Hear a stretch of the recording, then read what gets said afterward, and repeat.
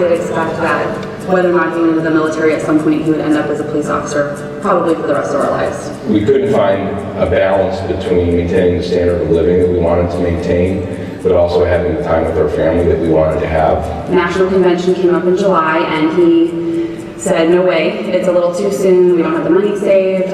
He listened to a leadership call. He realized there was value in going. I was just so on fire having seen all these incredible stories of the life that was possible to take shape for life. And he said, let's do it. It could change our family. It could provide the income that we wanted for the life we wanted. And we were not dreaming of this life when we made that statement or that decision together. We didn't even understand that Kevin could come home.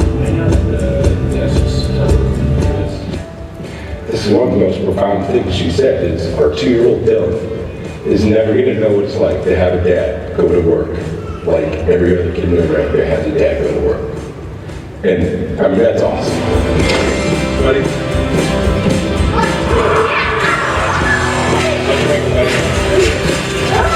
It's been really fun to see how that small dream, which felt huge to me at the time because I had no expectations that he was going to say that, could create the life that I never imagined.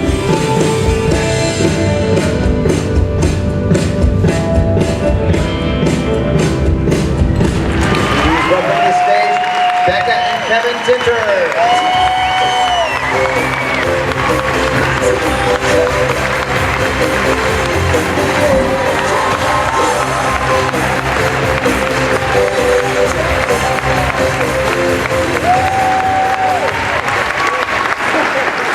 I have to watch that a couple days ago, and I wasn't supposed to cry today.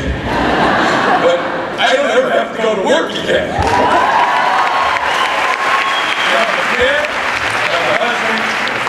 Life before Take Shape for Life. Beck and I thought about what phrase would describe it.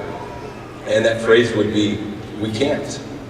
When I was a cop, when I was a Marine, we missed out on a lot of life. And I love being a cop and I love being a Marine. I'm fiercely proud of both of those careers. But over and over, I would have to say no to things. It was no, we can't because Kevin has to work. We can't because we're too tired. We can't because we don't have the time, and we can't because we don't have the money. And thanks to Take Shape for Life, all of those we can'ts are things of the past. You saw in the video I was working a lot of overtime, and unfortunately the trap that many Americans fall into is working too much to pay for a lifestyle that really isn't necessary. And we've got some, well, for those of you in Portland in January, Becca called me, was it cheapskate? Tightwad. So we didn't really have an extravagant standard of living. I mean, we're blessed to be Americans, there's no doubt about it. But by many American standards, we finally replaced our 27-inch tube TV about 1.5 years ago. We were working hard to really just be responsible Americans. The other thing was we wanted to pay for or invest in a retirement because, shame on me, I'm a bit skeptic, and I'm just not going to rely on Social Security to pay for our retirement.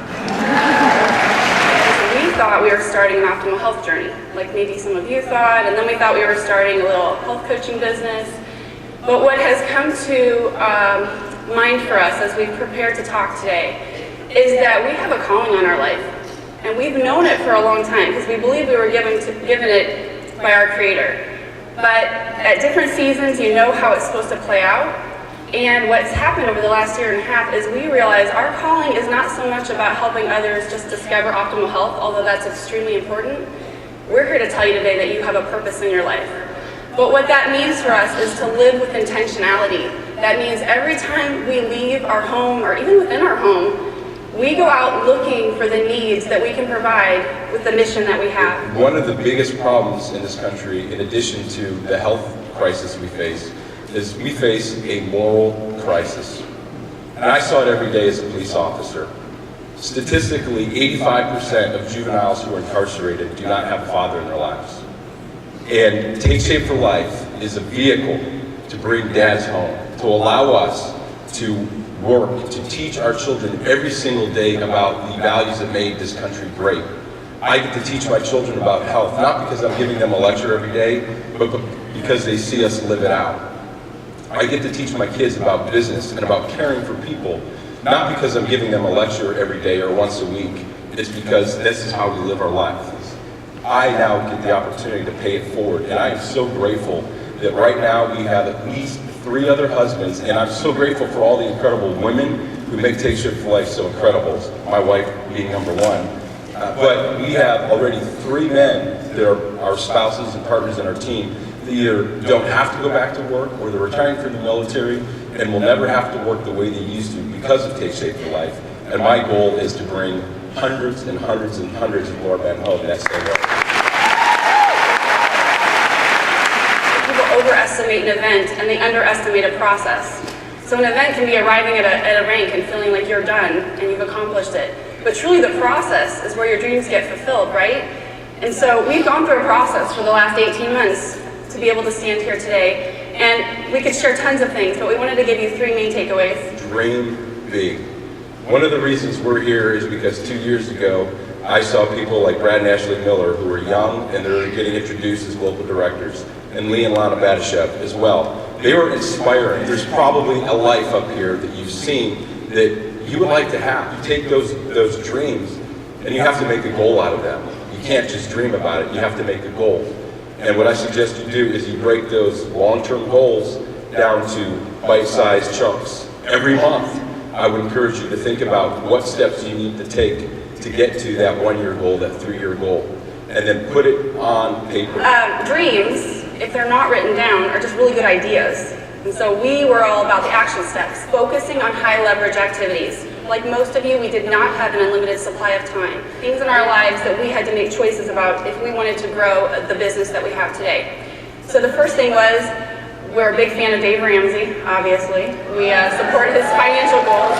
And he talks about living like no one else, so someday you can live like no one else. And Susan said, lean in our finances, we were already there.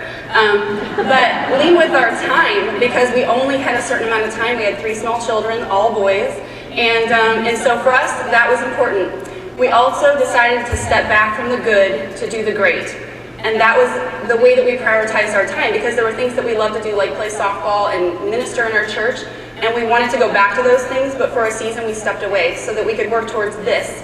And then, when we got the great, we added the good back in, which was awesome. So go all out after it, but build in a margin. For us, that was a Sunday. It was 1 day of the week. We spent it with God. We spent it with our kids, where they knew we were dedicated to them, and we spent it on our marriage. And there's a quote that I've seen going around Facebook. It says, "Don't give up what you really want for what you want now." And we usually apply it to weight loss. But the way that we applied it to our business is we thought about, what did I want right now this last year? I wanted this life I have today. I wanted Kevin at home. But what I really want is I want to raise 3 men of character. Health coaches are like vessels. And it got me thinking, there's multiple kinds of vessels. But one kind of a vessel is a container. And a container is designed to hold things and not let anything out. And if it leaks, it's not working properly. And many times it comes with a lid. And the lid is so that it doesn't spill out. But there's another kind of a vessel, and it's a funnel. And that's how we see ourselves as health coaches. See, a funnel gets poured into, and then it pours back out. So you have and are being poured into in an incredible way while we're here this weekend, right? I mean, we've been poured into by our leaders, by Dan, by Meg, by Dr. A, and Lori. We've been poured into by our amazing home office staff and fellow health coaches and other business leaders. So now we have a responsibility. We have a calling. People out there need purpose. So do not hold on to what you have in your hands. Go out there and give it away. Thank you.